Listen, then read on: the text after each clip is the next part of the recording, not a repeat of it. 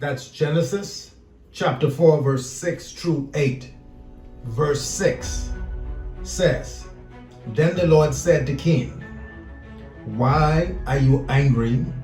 Why is your face downcast? If you do what is right, will you not be accepted? But if you do not do what is right, sin is crouching at the door. It desires to have you, but you must rule over it.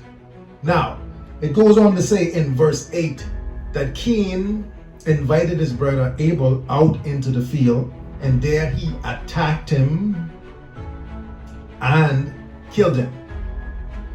Now, what was Cain operating in?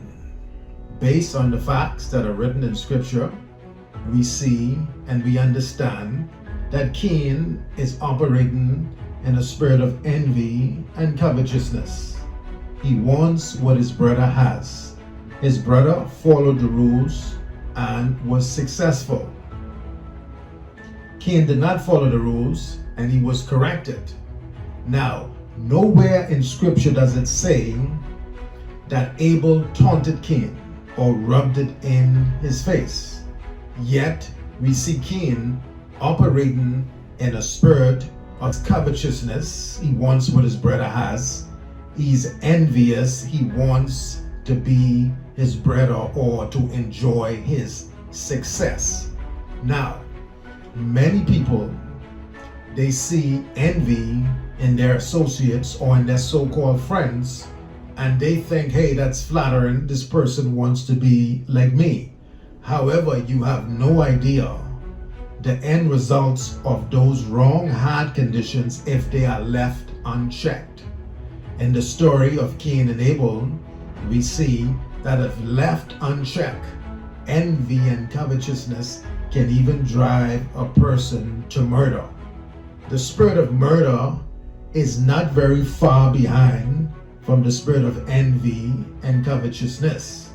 So you need to understand, if you see these traits, even a hint of these traits, in fake friends or false associates, you need to be extremely careful there. I would advise you to create a separation for your own good. Now, we need to understand that one of Satan's most effective weapons is a fake friend or a false associate. Why? You allow them to get extremely close. You may even slip up and allow them to know a part or a portion of what is going on in your life. You may even allow them to know your plans.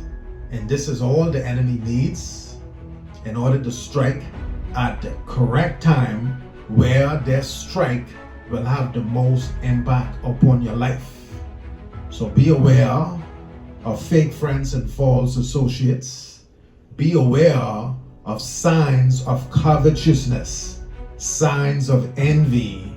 They may stoke your ego and make you feel like, hey, I must have it going on. So-and-so is completely bitter at the fact that I'm having success. You may even smile. However, do not forget the story of Cain and Abel.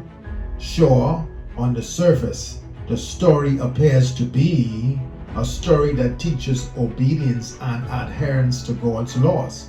However, looking a little bit deeper, the story also tells us about the dangers of envy and covetousness. Now, Cain and Abel were brothers. They were actually blood. And you see the end result that transpired.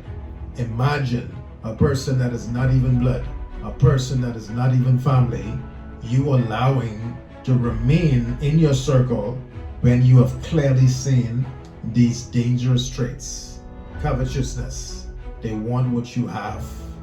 Envy, they wish they were you, or they wish they had what you have.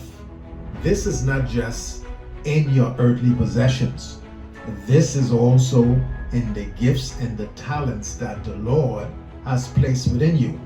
Now, An envious person can actually have more than you have and still envy you.